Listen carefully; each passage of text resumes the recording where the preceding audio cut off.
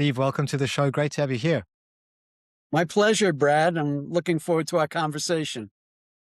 You have said we are all designed to fail at managing stress. What does that mean? I know, isn't that such a negative place to start? But it's correct. And if we don't understand this, it'll keep tripping us up. So recently I wrote a paper that was published in Psychology Today. I called The Four Horsemen of Stress.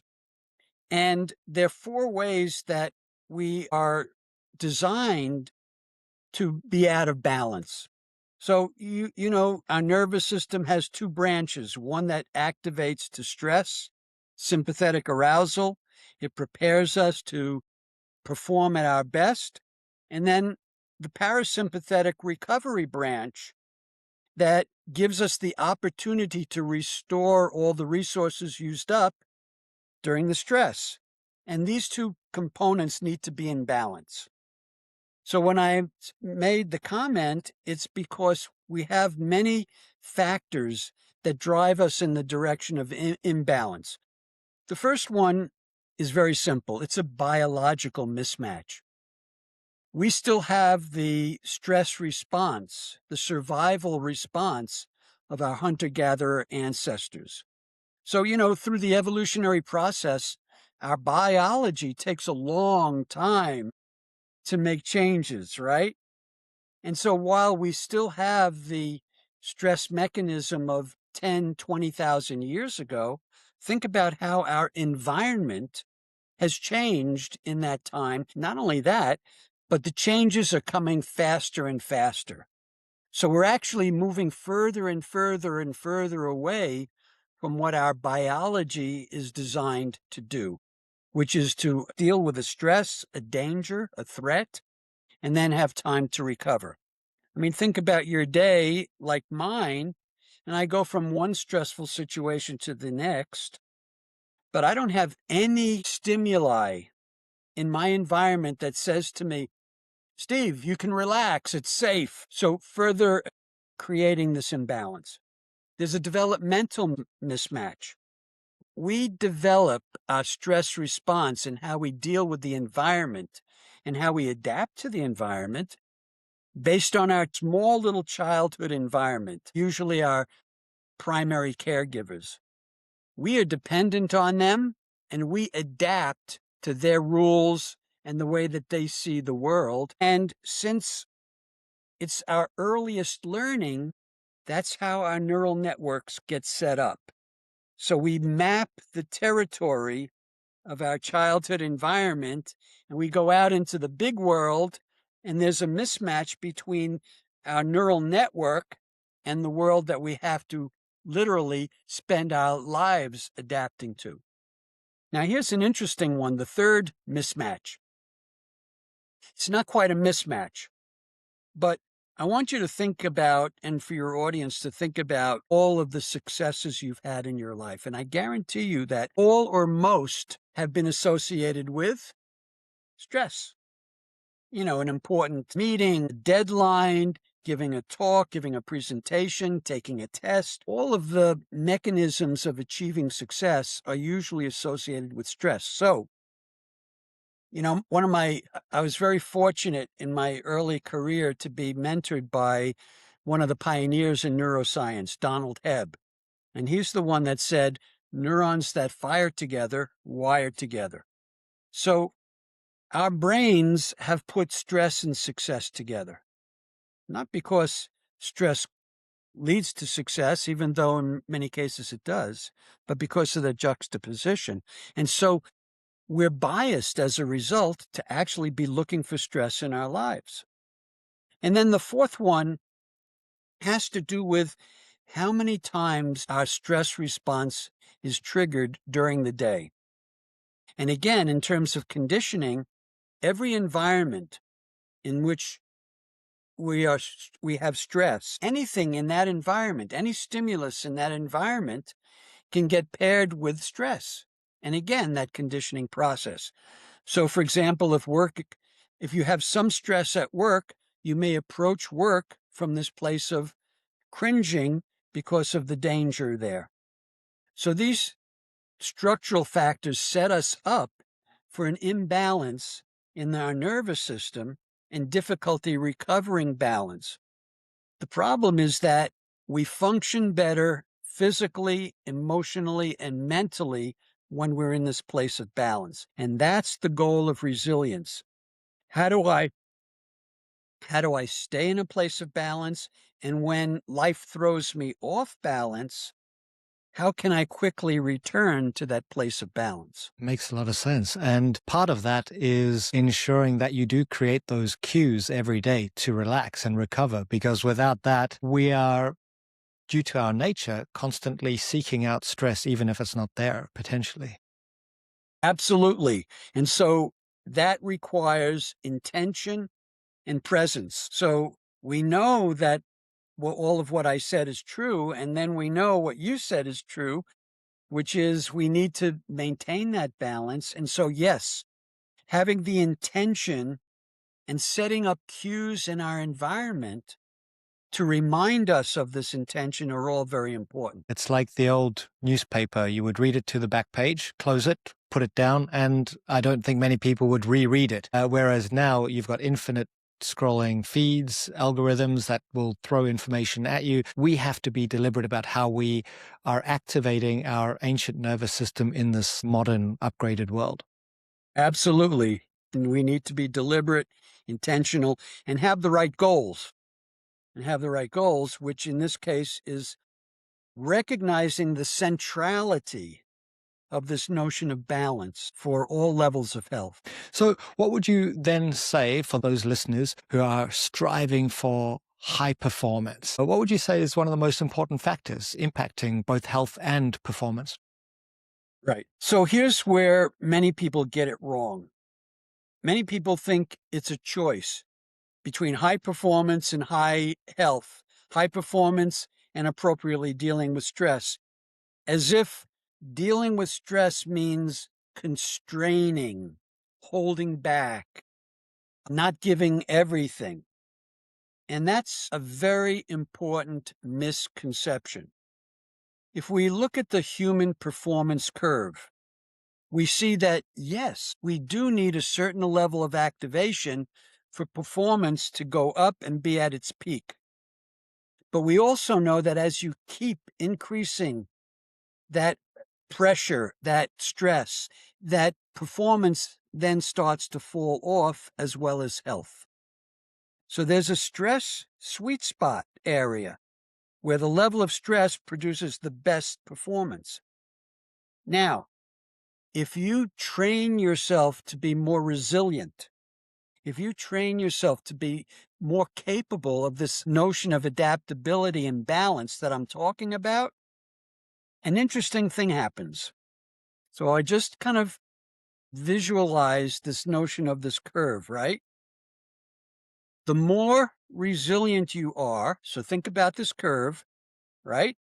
The more resilient you are, the more you push that curve further out. In other words, the more resilient, the more stress you actually can handle before either health or performance drops off. And that's almost aligned with the concept of anti-fragility. We actually grow as a result of stress when managed well, and when recovery is built in, we increase Right. the curve. And I've learned that firsthand when I've done peak performance work with athletes. Because with the athletes, not only do you see that under high pressure circumstances they maintain that performance, but another factor about the curve and how it's pushed out with resilience, at the very peak of stress, you actually can get higher levels of performance. And it's interesting. I was reading a lot of Alia Crumb's work about the expectation effect, which is there's another element to it, which is if you believe the stress is good for you, it can actually enhance your performance. Whereas if you believe it's debilitating, well, that starts to come true as well. Absolutely, because that affects, if you think it's going to be good for you, you don't have the same physiological constriction that thinking that it's going to create some negative or dangerous outcome. That it automatically creates a constriction in your physiology. I've played with the stress, well, the response curve for many years, but I haven't really visualized it growing as a result of the challenges that you've overcome, increased knowledge. So a huge part of it is self-awareness, being able to step back in real time and say, where am I? How am I doing? Do I need to pull back a little bit? Or as an athlete would, I'm going to push harder deliberately because I know this will ultimately increase my resilience and performance. Yeah, so what grows resilience are challenges, right? Mm. And so you want to create challenges that are great enough to really cause your nervous system to grow, but you don't want to create challenges that are too great that creates a deficit.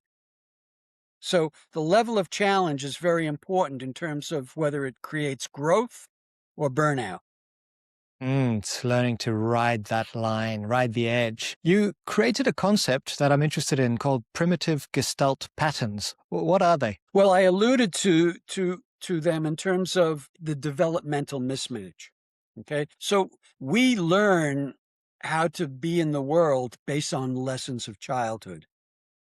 And those are funneled into the development of our inner voice, or what I like to refer to as our internal parent. And that's the voice we hear 24/7 that tells us what's okay, what's not, that creates our judgments and negativity. And I find that most people have an inner voice that's overly critical and judgmental. When they make a mistake, they can beat themselves up about it rather than the healthy approach would be to have compassion and empathy to yourself when you make a mistake because you've already created a cost. If you make a mistake, there's a cost to it. And now we have this cost, and now we come along and we beat ourselves up and create even a bigger cost. So, primitive Gestalt patterns, it's up to every one of us to identify the aspects of those patterns because that's what creates impediments to our growth and development, right?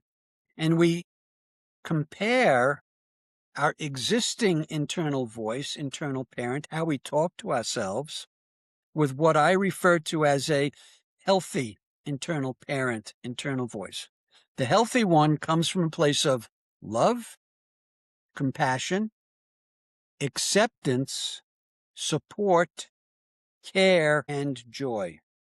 Those are the characteristics of a healthy internal voice, internal parent. So now everybody in the audience has the model of how a healthy internal voice works. That's what you want to try and achieve. And you want to start noticing how your existing voice differs from that. Because to the extent that your existing voice differs is the extent to which you're undermining your resilience. The voice or the way that you speak to your children becomes their inner voice. It's profound when you think about it that way and you think this is Right. how they're going to speak to themselves. So we can change the way that we speak to ourselves through deliberate practice and activating pattern interrupts. I start going, okay, I need to just people please. People pleasing is one of those patterns, right? And Yes. I'm actually not going to right now because I'm going to be compassionate to myself, which means creating a boundary or however else. Absolutely. Difficulty saying no to someone is because we are afraid of not being liked or being judged or being rejected and things like that. And so we're not taking care of ourselves. We're more thinking about taking care of the other person. And so that's my second pillar is relationship with others. It's the ability to say no when you need to take care of yourself and have the appropriate balance between the two. It's also about discriminating between healthy relationships where the other person is supportive, loving, and caring, and stressful and toxic relationships where that's not the case, where you don't feel as safe, where you have to have your guard up because emotional nourishment is a very important aspect of resilience. And we get emotional nourishment when we're with a person where we're able to let down our guard and receive their love and affection. And so that's very important as well. Yes. So creating opportunities for that co-regulation, because I know in my own life, we regulate together. When you have even just a conversation with a good friend, you feel nourished. As you said, that's such a great way of putting it. You feel replenished because you've been able to connect and downregulate together. And that's probably missing for a lot of people in what many call the loneliness epidemic. Yes, correct. Totally agree with that. Yeah. And so the first pillar of my 9-pillar model is relationship with ourselves. The second is relationship with others. And just as you want in a relationship that's coherent, you want relationships with others where there's coherence. And then the third is relationship with something greater. And that can be spirituality. It could be meaning and purpose, finding meaning and purpose in your life, giving service. Something connects you to the larger community. That is also missing in what some call the crisis of meaning, connecting to something greater than ourselves. And I guess many people try and find that through the company where they work, and then they're disappointed because the company values don't quite match the company actions. I hear that quite a lot. Or through spirituality, you see this resurgence of people going to church, which is quite an interesting thing. It's a pushback against the age of AI, I suppose. Hmm. Yeah. Interesting times that we live in. Very interesting and very the speed of change is increasing. The speed of change is increasing for sure. And, I suppose it's that resilience that enables change, not just change tolerance, but enables us to embrace it on condition that there is recovery baked in. Because without that, it just becomes extractive. We cannot focus or perform at the same intensity or level as the tools we're using. Yeah, right. And so yes, it's okay to have stress in your life and to respond to stress, but as you just said, it's important to make sure you recover a place of balance. But also, most of us engage in too much stress in our day, in our lives. And some of that has to do with my sixth pillar, which is emotional balance and mastery. If we have feelings, it could be the result of a conflict with somebody, it could be the result of something else. Those feelings need to be addressed. They do not dissipate on their own. And if we don't address them and we just push them down, they create a drive to reach completion, only it'll be unconscious. And therefore, as unconscious, we will look, we will unconsciously try and achieve that in ways that will never work. So if we have an emotional hole because our needs were never met as a child, and we try and fill that unconsciously by more and more conquests as an adult, making more and more millions as an adult, we'll keep creating more and more stress for ourselves without any hope that we create the necessary balance and filling of the need. Hmm. So really asking, why do I have this need? And digging into that is an important part of building resilience.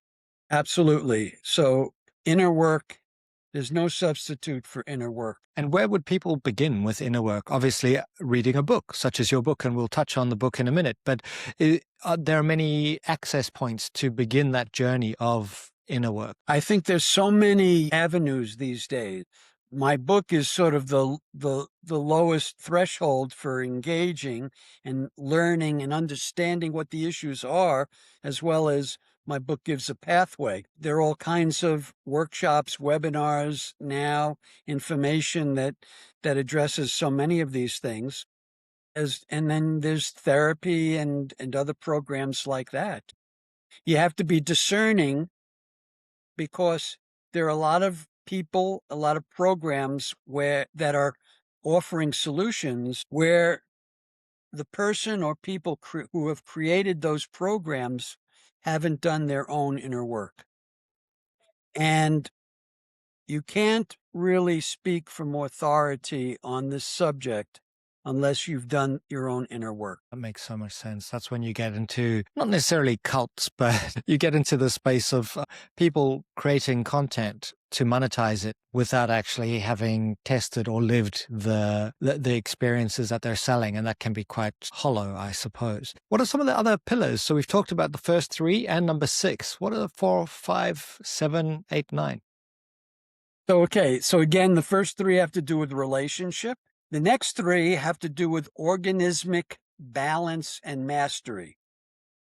So the fourth one is physical balance and mastery.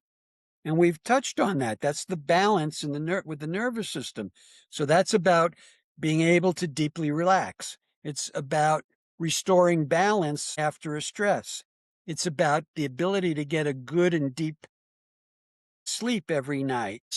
And it's also about not responding to situations with a stress response that's not going to give you anything back. Okay.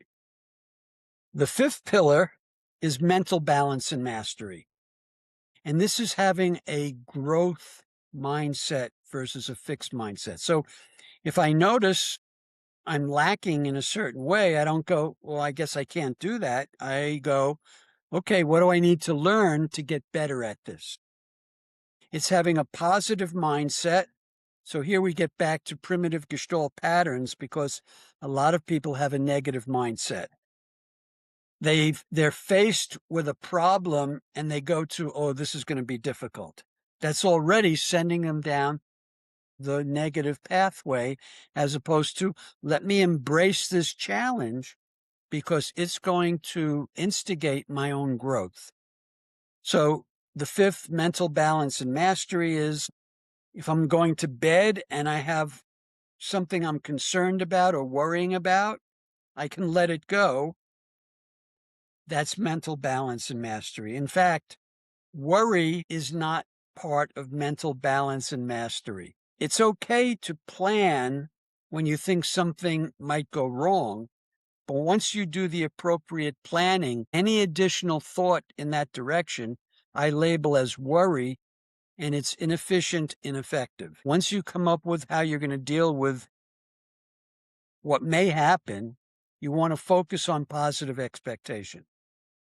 The sixth is emotional balance and mastery, and that's recognizing any emotional unfinished business and finding a way to address it and be able to let go of it. The last three have to do with how we engage in the world. So pillar number 7 is presence. You can't make any changes in your life unless you're present. And most of us go through life on automatic, just following the primitive Gestalt pattern. And so for resilience, you have to awaken in the moment and realize, hey, I'm going down this negative path. Let me call on my healthy internal parent and recognize what he or she might say and follow that direction. But presence has two directions. It's what we're aware of in the moment, what we're noticing, but it's also the energy that we project out into the world.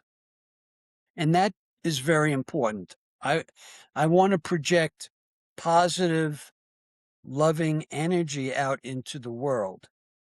Now, Brad, if you and I were standing next to each other right now, what are we, about 6,000 miles away? Some crazy number like that. Mm-hmm.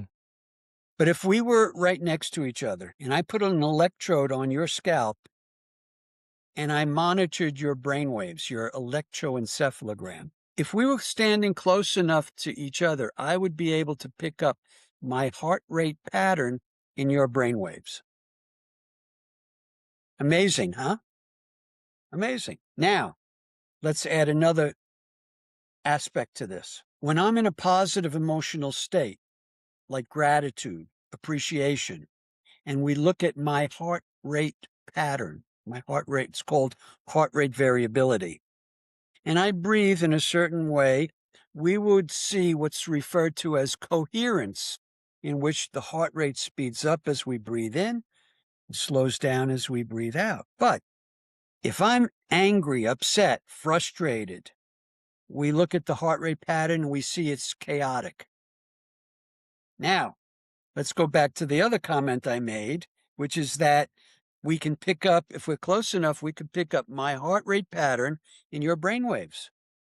What do you think might be the effect of my different emotional state on your brainwave patterns and how you are affected by you and I being close to each other? And we begin to realize when we're in a room with other people that there are some people that we just don't feel comfortable with, and we actually want to pull away from them. And then there's other people that we feel comfortable with and we feel drawn to. So all of these things are connected to each other. My eighth pillar is flexibility. Now, if my path is thwarted toward my goal, flexibility means I can adjust the path or I can adjust the goals for greater success. But flexibility also means I could put myself into other people's shoes and I could see a situation from their perspective. And when I can shift perspective and get different views of a situation, I'm better able to problem solve. I'm better able to relate to other people. And finally, my ninth pillar I call power. And I define power as the ability to get things done. So this means ability to focus, ability to set goals, being persistent, being consistent.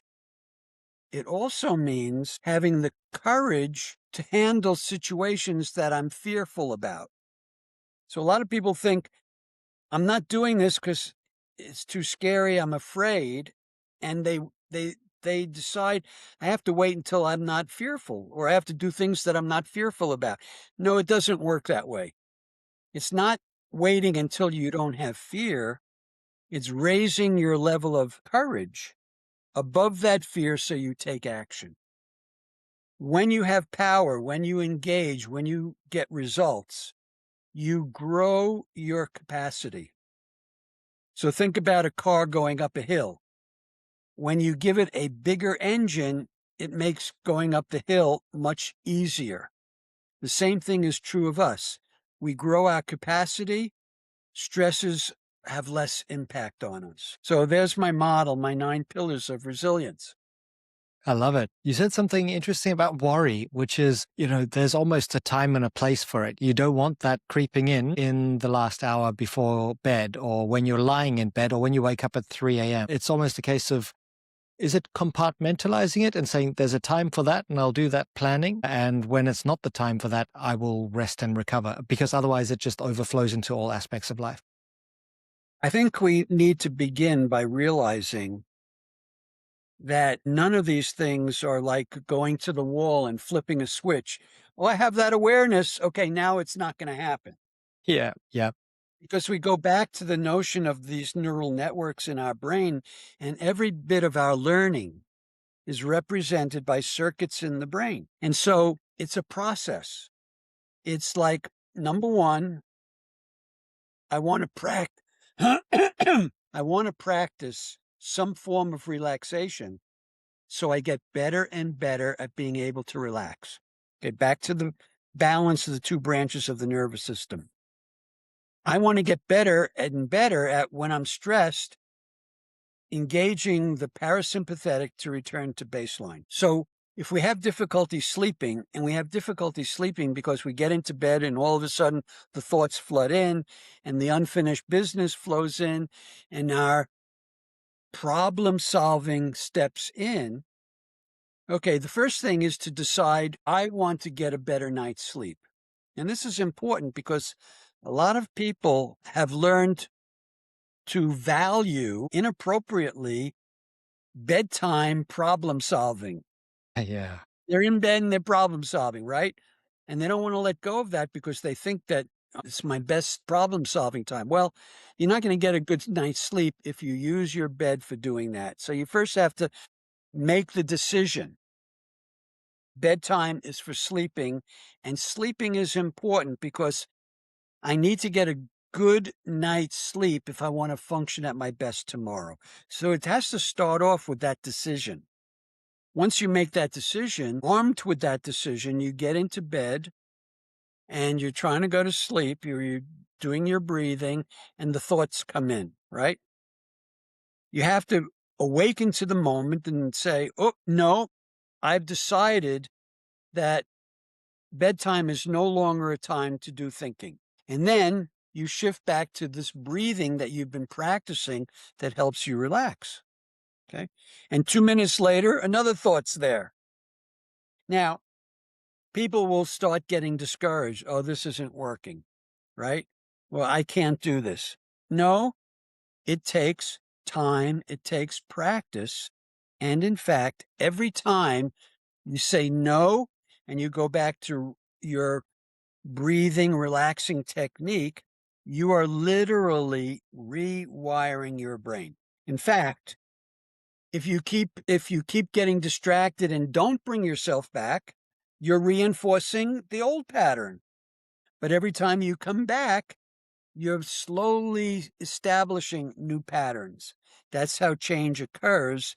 And that's why anytime you want to change, you have to be persistent with whatever practice you're doing. So relaxation is actually a skill that requires practice.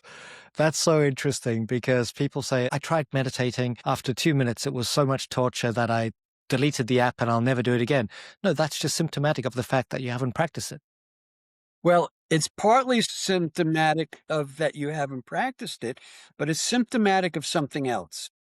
And I learned this firsthand in my own efforts to meditate. And what stopped me is not only what you just said, but the other thing that stopped me that I realized is that I'd do it for 2 minutes and I would make the judgment, this isn't working. Or I'd be looking for something to have happened. I wouldn't find it. I would decide this is difficult. And the judgments of it's not working, the judgments of it's difficult actually created more resistance to the process. So it's not only that it's something new, but it's how we approach the new that determines if we give ourselves the opportunity to do it long enough to start noticing an effect. So we have to suspend judgment. We have to suspend, is this working? Or the impatience of wanting it to happen quickly, and give ourselves what I refer to as psychological space, the time to allow change to happen for us to start beginning to notice that change is actually happening. Can you make someone else resilient? It's a question I've been asked, and I'm interested in your perspective. Or is it a case of each person finds their way to that moment where they make the decision, I'm actually going to prioritize self-care and awareness and presence and so forth? Well, I'm curious, Brad. I'm curious. That's an interesting question. And I'm curious what you mean by can you make somebody else resilient? How do you mean that? There are two lenses on this. One is a team leader who says, or a CEO who says, we need to make my team resilient because change and disruption is happening. And the other is a parent who says, my teenager is just not resilient. Can you help make them resilient? And so I've done my best at both. I was just wondering your perspectives on it. Okay, cool. Now I understand. So the very good question. And let's take the second example first with a child, right? The best way to help develop a resilient child is for you to become resilient. The child will learn the best if you become a really good model of what you want in them. That's the best way. So I will say is you become resilient and you shower them with love and acceptance. Okay. Now, and we can extrapolate to a corporation, a company, and a leader and who they're leading. I developed my model of resilience and I'm training individuals, I'm training organizations, and I'm realizing that when I'm working with individuals on being resilient, so much of the time I'm helping them adapt to environments that are either stressful or toxic. And that's when I realized that I'm dealing with leaders who are not very good leaders.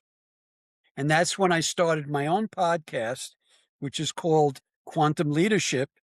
And I'm in the process of developing my Quantum Leadership Institute because I want to raise the level of leaders where they take as one of their primary goals creating resilient environments. Okay. And so to answer your question, again, the first step is for a leader to become resilient themselves. And then to want to create an environment that's healthy for their constituents. And that means that, as an example, when someone makes a mistake, that's an opportunity to learn and grow, not an opportunity to be punitive or critical or judgmental, just as an example. And so the same principles that hold for my model of resilience for an individual apply to organizations as well. Makes sense. Absolutely. So start with yourself. Be the change that you want to see. You've talked about autonomic dysregulation syndrome. What exactly is that? Right. So again, it gets back to the nervous system and all the things that push us out of balance. That's autonomic dysregulation. And in my writings, I talk about how 70 to 80% of the symptoms that show up in a doctor's office are the result of autonomic dysregulation syndrome. That this dysregulation between the two branches of our nervous system set up cascading consequences physiologically and biologically. So, in fact, last year, a paper of mine was published in the International Journal of Contemporary and Internal Medicine, and the title was "Stress: The Master Hallmark of Aging." And in that paper, I showed how all the different existing hallmarks of aging, inflammation, oxidative stress, mitochondria impairment, and dysregulation, all of the existing known hallmarks of aging are all impacted by chronic stress. And that's why it's so important to establish this balance, because it's at the heart of everything that goes on in our lives. So what got you into this field, Dr. Steve? I know that resilience is close to your heart. What led you down this path to write books about it, teach about it, build the podcast and your leadership program? So I was an assistant professor at McGill University in Montreal, and I wanted to move into clinical work. And I applied for a postdoctoral fellowship from a new institute, the National Institute on Drug Addiction. And I wrote a proposal that was accepted looking at conditioned aspects of addiction. And that is what brought me to UCLA back in 1976. I've been there ever since. And one of the most important lessons of working with addicts was that stress increased craving, increased relapse. And that, as I moved into other areas of clinical practice, I found that relationship held up.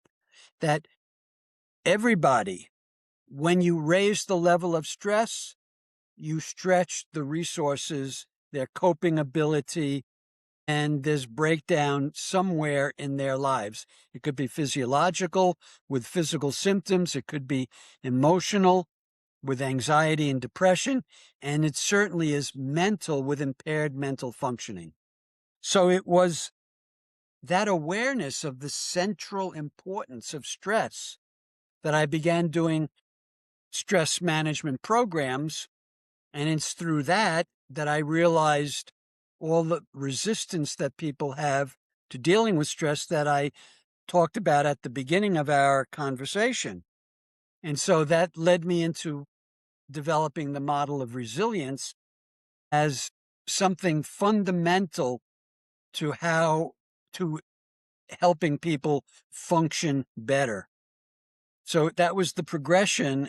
And, people's lives are changing because they're addressing this resilience. And not only resilience, but also the construct of the notion of the path that I've developed as well. Because people get overwhelmed when they think of all of what they need to do. It's like the patient that goes to the doctor because of stress-related symptoms, and the doctor says, well, you got to get more sleep. You got to get more exercise. You got to stop smoking. You got to stop drinking. And the patient walks out saying, I got to get a different doctor. And so we see all of what we need to do. We quickly get overwhelmed. And that's why I've created this notion, this construct of the path. And the path is alongside of us every moment of every day. And the path takes us to greater and greater resilience and health. Now, based on it, the path is based on my 9 pillars of resilience. So if you read the book, if you take just a couple of steps based on the messages in the book, that puts you onto the path. And once you're on the path, you could say, today I've been successful. I've taken steps that put me on the path. It's going to take me in the right direction. And so even though I didn't do this and I didn't do that, I'm on the path. I don't have to be concerned about those things. Tomorrow I can address that. Rather than what happens to most of us, we actually take good steps, but then we look at what we're not doing and we feel like we're not successful and we get overwhelmed. So the notion of the path helps us funnel all of our efforts into taking a couple of steps that puts us on the path. It's a nice visual for someone to carry as well, to recognize it's okay. I don't have to go down all of these diversions just yet. And it's a journey, and I'm going to gather some new skills. And that's how I often present resilience. It's a journey. And along the way, you'll need different skills for different seasons, different tools, different mindsets, different relationships. Right. Absolutely. Dynamic. So for anyone out there who says, Dr. Steve, what's one practical or 2 practical tips that I could start my own path today, what would you say? Well, in addition to starting to read the book, I would say, number 1, adopt a positive and growth mindset where whatever difficulty you have, you see it as a challenge to be addressed.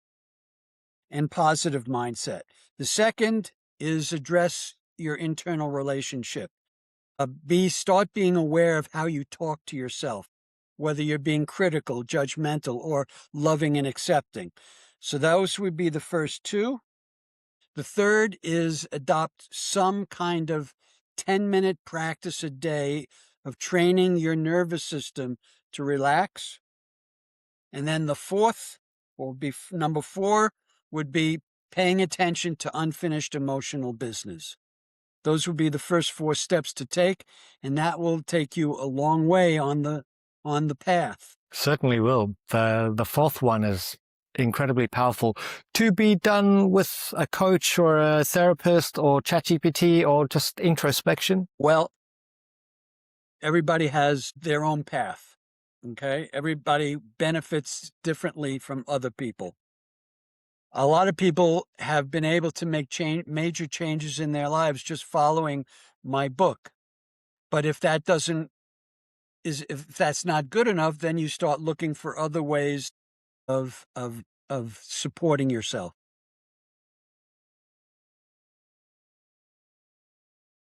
So first of all, my website is drstephensideroff.com. And there you will get a lot of other tips. Follow me I'm on all different social media platforms. You can go there and follow me. Check out my Quantum Leadership podcast. And that is my conversations with leaders who display many of the things we're talking about. And so those are all the different ways of connecting with me. Get on you. But let me give you one thing. If you go to my website, there you will see my resilience assessment booklet. And it's free. And you can download it. It gives you sort of like a cheat sheet on my 9 pillars, but it does something else. There's a 40-item questionnaire you can take, you can self-score, and you can get your personal profile along these 9 dimensions. And that is always the first step, because awareness of where you're starting from, your starting point, is always very important. That will put you on my mailing list, and then you'll get my information. Fantastic. A final thought for those who stuck with us all the way to the end. Yes, the final thought would be, the bigger the challenge, the bigger the opportunity to grow. Dr. Steve, thanks so much for your time. It's been a pleasure. Everyone, check out the links in the show notes, and we'll see you next time. All right. Thank you, Brad.